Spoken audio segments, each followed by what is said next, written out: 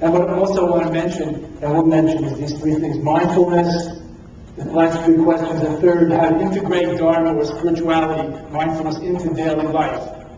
How to integrate Dharma, Buddhist spirituality, Buddhist wisdom teachings into daily life, because that's where the rubber meets the road on the spiritual path, daily life. Not just in retreats, not in some holy land, not elsewhere, not after we die and sit at the right hand of God or Buddha.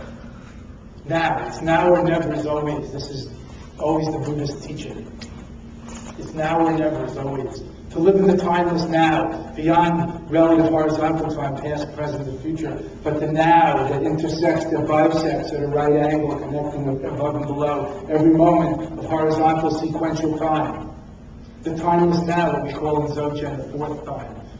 The nowness, the fourth fraction that includes the three, in which we understand remembering is present awareness at work. Planning is present awareness at work. We're not fooled into thinking we're lost in the past or the future. We can reframe and understand that we're all totally present and accounted for right now. Even when you're unconscious, there is consciousness. Even when you're dreaming, you can wake up and know you're dreaming, right? Anybody had that experience? Did the psychologist discover it recently? Lucid dreaming? Tibetan Dream Yoga, 2,000 years old. Tibetan Dream Yoga, awaken while you're asleep in the dream and know you're dreaming. And then you can play with it, unencumbered by the heavy physical body.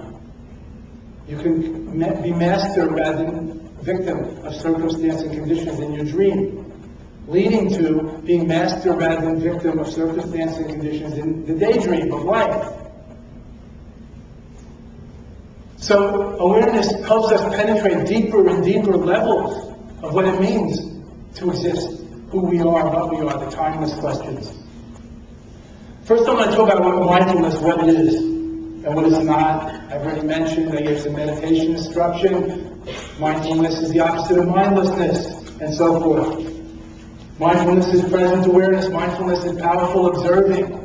Mindfulness is a combination of bare attention, just attention, and choiceless awareness, non-reactive present awareness, nowness awareness. Mindfulness is moment by moment awareness with appreciative regard, with friendliness, with appreciation. Non-reactive, choiceless present awareness is mindfulness.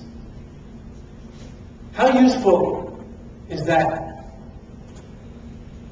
Anybody here a surgeon, a dentist, or have any other high-pressure activities? Jet pilot, parent, driving on Route 9 over Route 2 without any divider in the middle, 10 inches away from death every time a car passes by. Anybody here alive? That's where mindfulness comes in very handy.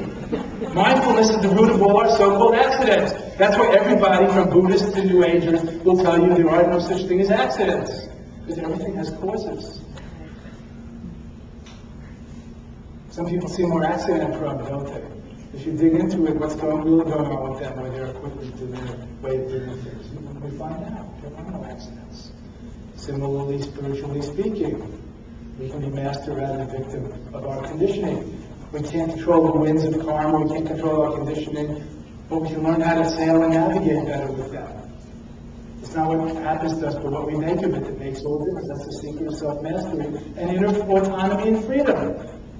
It's not the hand you're dealt, but how you play the cards. I mean, everybody knows that.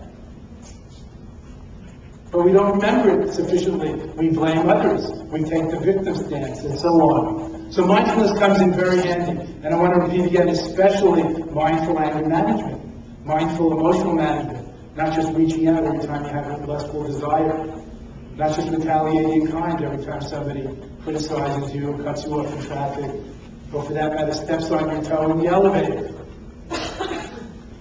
Mindfulness helps you even in the elevator level of reality. When somebody steps on your toe, at least you look first to see if it's your boss, you don't elbow them. If it's your